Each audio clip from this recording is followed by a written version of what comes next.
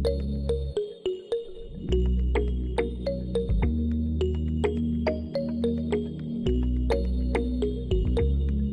yun nga, mapagpalang hapon sa lahat mga Karshel. Actually, alas 5 na po ng hapon. So nandito pa kami sa bundok. Bro, pangalawang bundok na pinunta natin.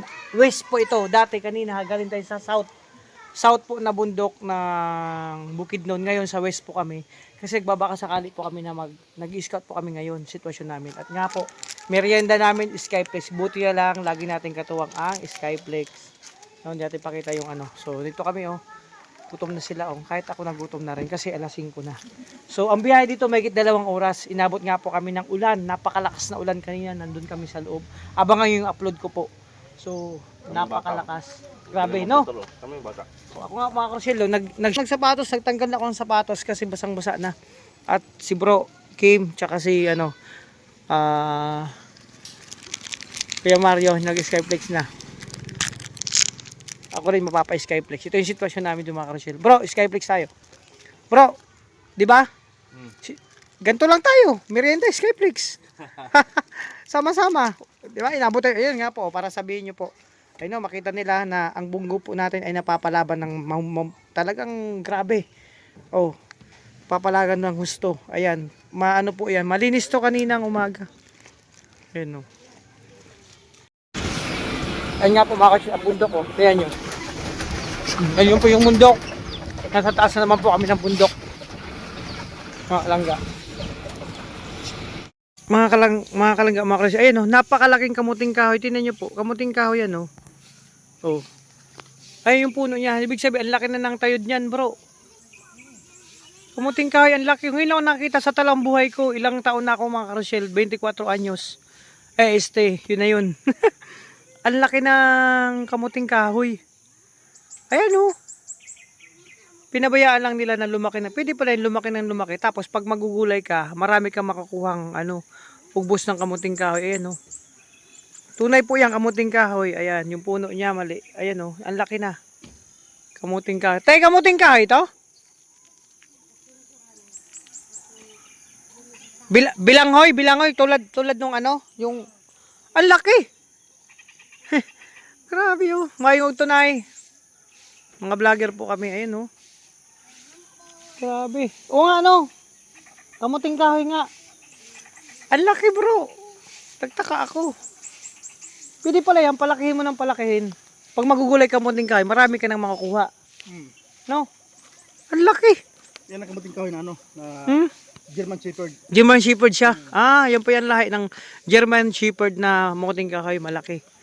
So yan mga Karshel, ito yung sitwasyon namin dito. Bundok, sa taas po na to. Ito yung kabundukan din doon. No? O, makita nyo po mga kalangga. O. Napakataas na rin pong pinuntahan. Pangalawang bundok po ito. So buti lang tumigil ng ulan kasi kanina maulan kaya nga po may matubig diyan no. Maulan po ayun, bundok din yun no, mga kalangga oh. Napapalibutan po tayo napakalaking ng mga kabundukan, kapunuan. Isa sa pinakamataasin na bundok dito sa parting west ng ng Bukidnon. So may nakita tayong bahay. Ito po yung sitwasyon namin dito, kami nagbabahay-bahay po kami. Nag-scout po.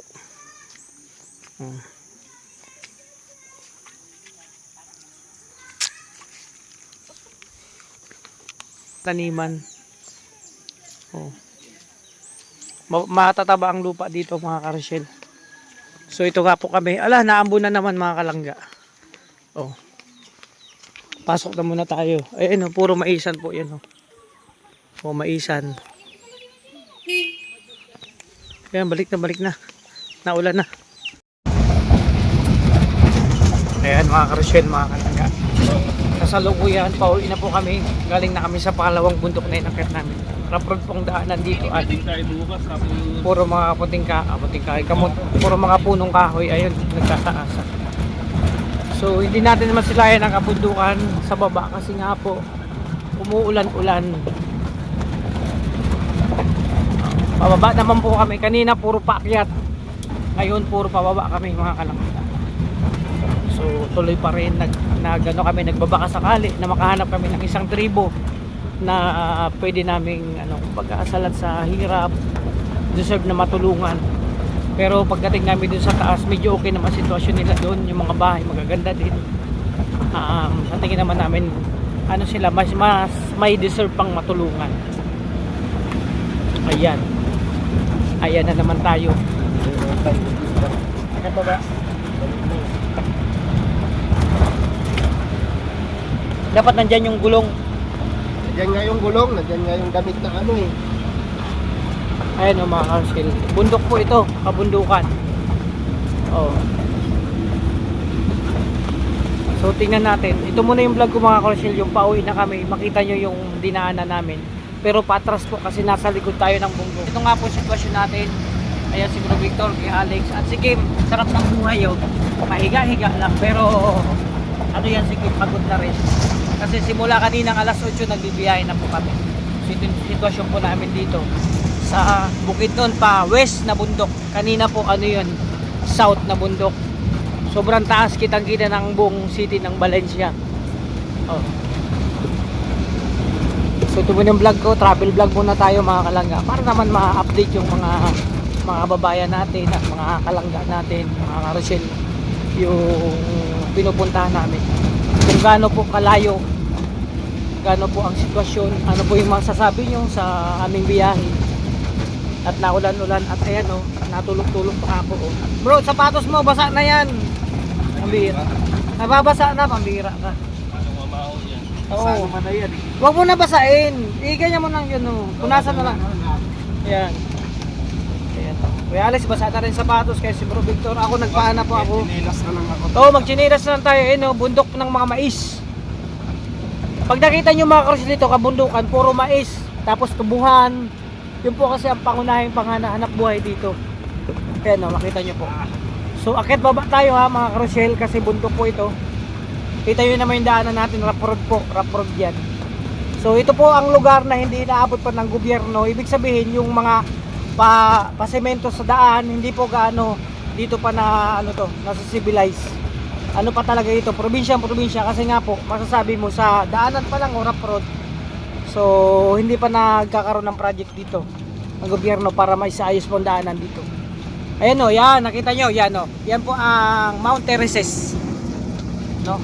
Mount Tereses ng Bukidnon oh. Umuusok-usok pa sa Pags. May Pags po yan, kasi naambon-ambon oh. Oh, di ba? Nakita nyo kung gaano kaganda. Oo.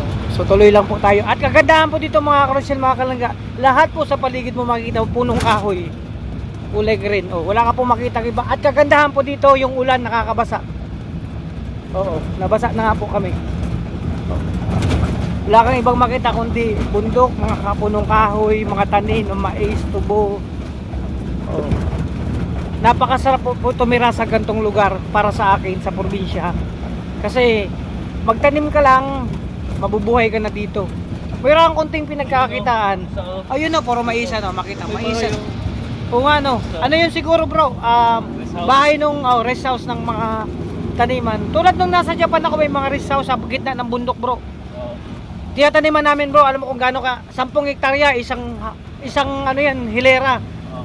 Pag nakita mo, nagtanim ka dito nakatayo sa dulo, di mo makita ang itsura nung kasama mo. Magsisigawan kayo, sinyasan kayo kung anong gagawin nyo. Ayun, may bahay dun sa gitna oh. So ito po yung sitwasyon dito sa Bukidnon. Nakakatuwa kasi napakaganda ng view pag yun naman makita mo talaga, umaga hapon, kahit may problema ka. Kahit nga po gutom ka, si Kim nga po kahit gutom yan. Eh no, gutom na po yan, pero nung nakita yung tanawin ganyang kaganda, ay naging busog na po siya. Hindi niya na kailangan kumain, kaya mamaya matutulog na lang yan. Ayan o, ano sinasabi bro, naka-vlog tayo oh.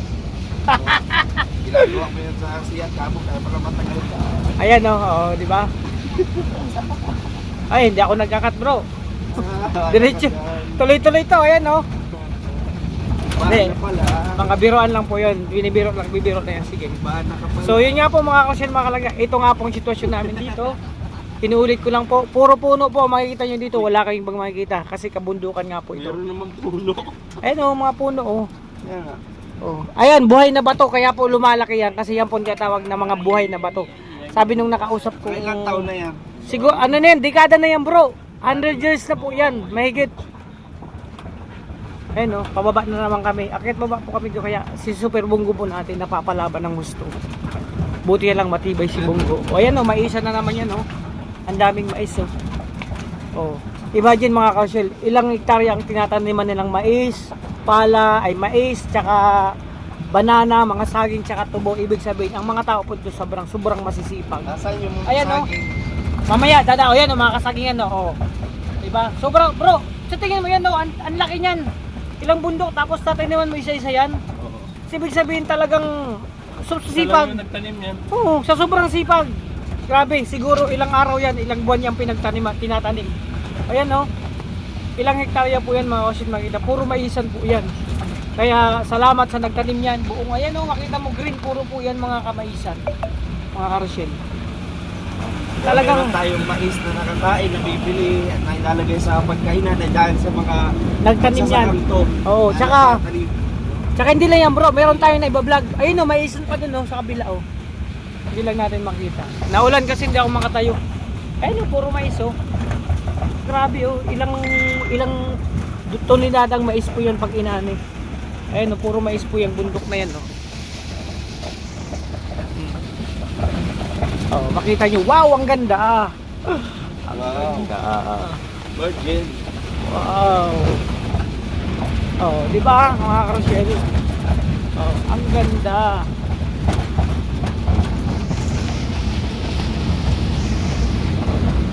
So yun na nga po mga karosyel, meron tayong nakikitang tubig dito kasi galing umulan. Kaya siguro kung fish pan po yan. O nasa medyo baba tayo ng parte pero mamaya packet na naman tayo. Oh, napakahaba po ng biyahe. Mahigit po magtatatlong oras ang biyahe namin galing dun sa city. So makakauwi na po kami nito, gabi na po.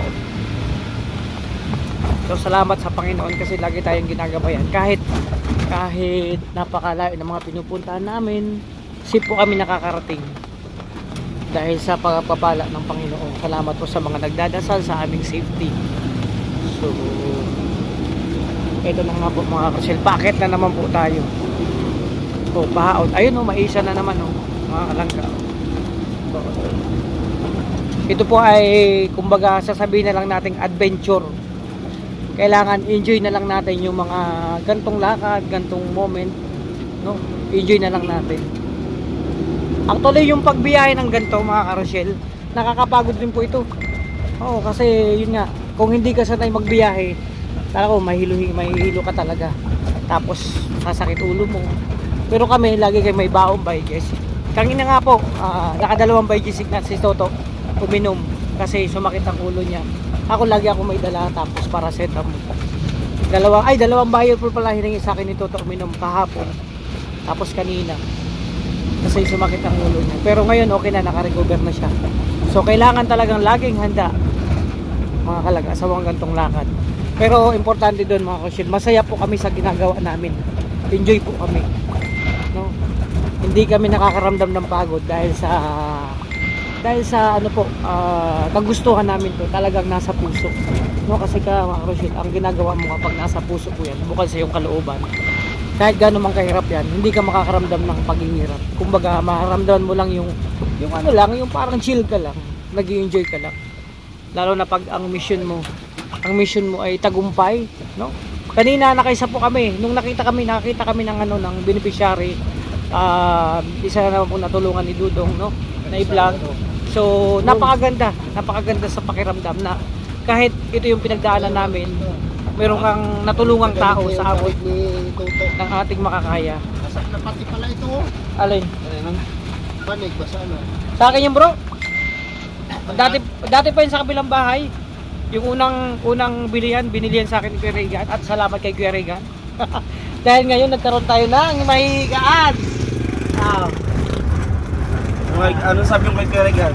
Siyempre, thank you. I love you. I love you, Kuya Regan, sa pagbili mo sa akin ng higaan. Unang araw ko dito sa Dait. Oh bro, sabay kami mamili noon. Ay, di pala, bumili din siya ng parang unan.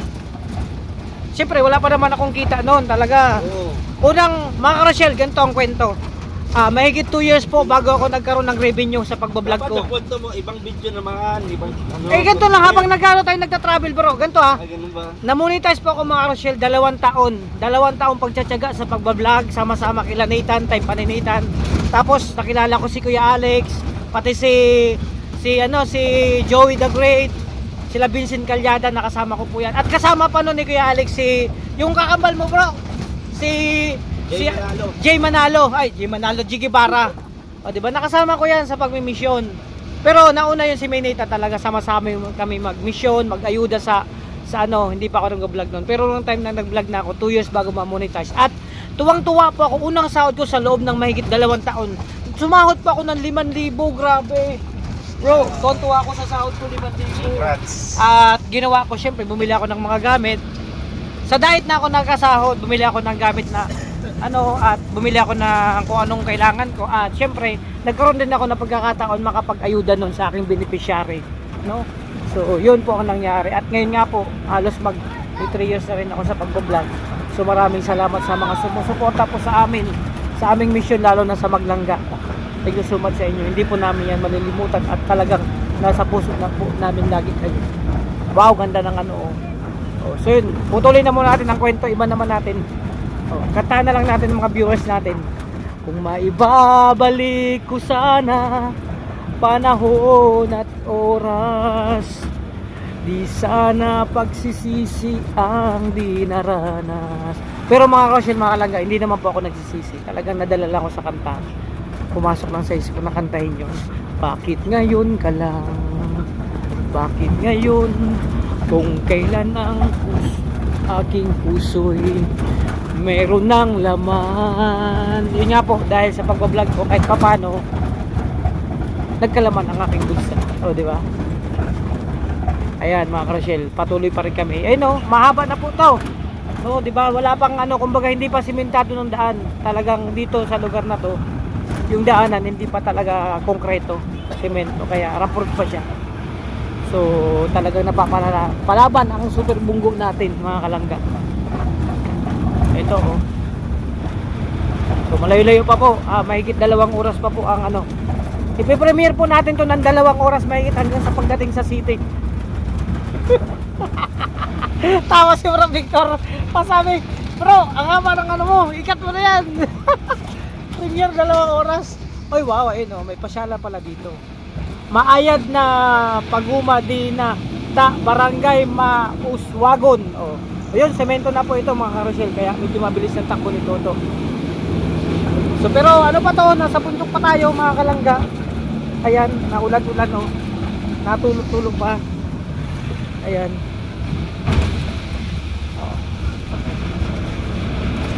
Yun, kalahati lang yung semento, tapos rapport na naman, kita nyo? Yan pong sitwasyon namin dito. Pero enjoy lang, nag-relax nga nila ko yan. Wow, ayan patuwa, sarap ng bunga, patutulog. Kami ni Bro Victor, bantay kami dito kasi makita kami ng kung ano dito na hindi namin uy, maisan na naman mga kalangga. Kita nyo, ang sipag na nagtanim yan, salamat. Kaliwat ka ng mais. Thank you so much sa napakasipag na farmers po na nagtanim dyan. Ilang bundok na mais. Kung sa atin po sa Bicol, puro karamihan doon pinya tsaka palay. Dito naman maisan ang karamihan, tubuhan tsaka kasagingan. Mas mahirap po itanim yung yung tubo tsaka mais. Ayun. Pakyat tayo, pakyat. Diba mga kalangga?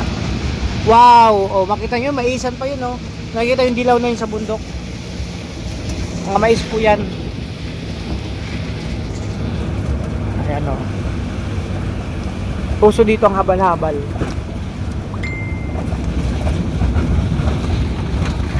Diba nakikita nyo mga Rochelle? Talagang puro mais po dito makikita nyo. Kanina puro tubuhan naman dinaan natin at mga kamanggahan. Si kuya, kumuha ka na yan kasi may nahuli siyang manok kanina. At kumuha ng tanglad, syempre ilalaga niya yan. Ulam nila, manok na native na manok. Ayan nakita nyo, puro kabundukan bundok ng puro may ganyan, bundok po yan sa likod. Pababa na naman tayo. Galing tayo sa taas. Ilang tunilada ngayon, nakita nyo, ilang tuniladang maisan yan. Di ba ang ganda ng view kapag ganyan, mga kalangga. Wow, ganda. Ganyan pa naman pag dyan, masilayo mo sa umaga, sa hapon, nagme-merienda ka, may bahay ka dyan sa gitna niyan. Now, masasabi mo now, it's a beautiful place. here in Bukidnon. Wow, yun maisan pa yan, oh. Naani na, may mga ano na hinog-hinog na, oh. Oh, wow, maisan na naman, oh. Yung ito, mga bagong tanim, mais. Ito naman po, mga una na yan, magugulak na, pero may mga bunga pa. Oh, parang time na yan may harvest. Mais po yan, mga karosyel, kapag ganyan ang kulay ng bundok. Oh, yun, pakit na naman tayo. Oh, diba? Ito yung sitwasyon po namin dito. Oh, wala. Ano, mga karosyel, napagod na. Wala na akong masabi. Pagod na ako, tapusin ko na bro, Victor, itong vlog ko. Wala na ako, ikaw may masabi ka pa? No, Oh. nantok ako. Oh, inaantok si Bro Victor. Yung dalawa nga yan, oh, nagpapahinga na, oh. Oh. Ako wala na.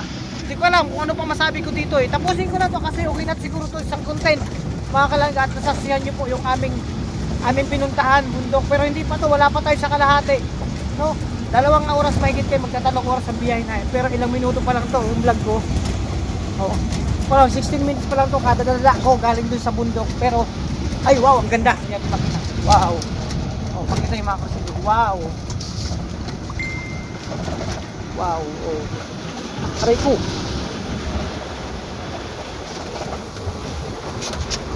Yan, makita nyo na mga kasilyo kung gaano kaganda.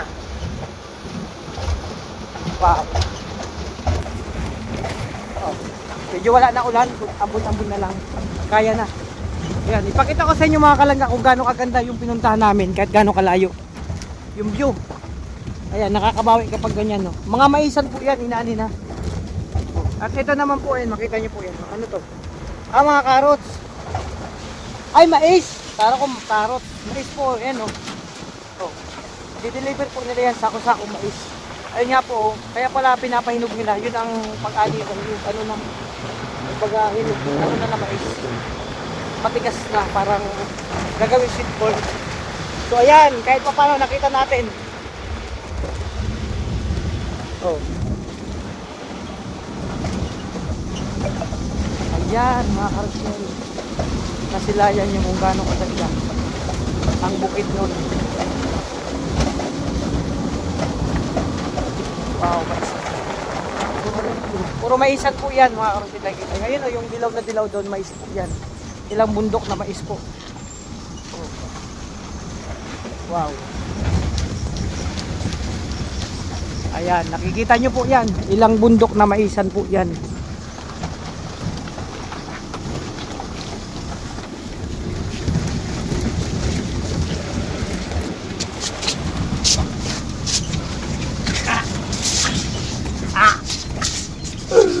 Bro, ang ganda nun, no?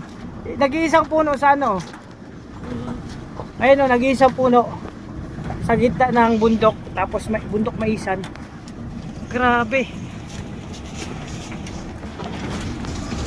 So yun na nga mga karosyel, mga kalangga, nasaksihan nyo po, no, yung pinakita kong kagandahan dito sa Bukidnon, yung maisan dito sa bundok. So ayan, tapusin ko tong vlog ko. Okay na po siguro to, magto 20 minutes na. Maraming salamat sa lahat ng sumusuporta po sa amin sa Rochelle Community, mga titas natin dyan. Thank you so much sa lahat sa inyo. Thank you so much sa lahat ng GC individual. Alagaan nyo po yung sarili, pakaingatan, and more power and more blessing to come bawat isa po sa inyo para mas marami pa kayong matulungan. Salamat po sa support nyo, lalo sa maglangga sa amin. Thank you so much. Pagpasinyan nyo na po, hindi po muna ako nakakapag-live kasi nga po may ano pang channel ko, so silip lang muna ako sa mga live ng aking mga kasamahan. At salamat po sa support nyo po sa mga kasamahan ko at lalo sa maglangga. Ayan, God bless po, ingat po kayo, God bless. Thank you po mga karosyel, mga kalangga. Ito na, maisan pa rin yan, no? Oh. Oh. Diba, maisan pa rin, puro maisan yan. So yun, bye bye po muna, ingat po kayo.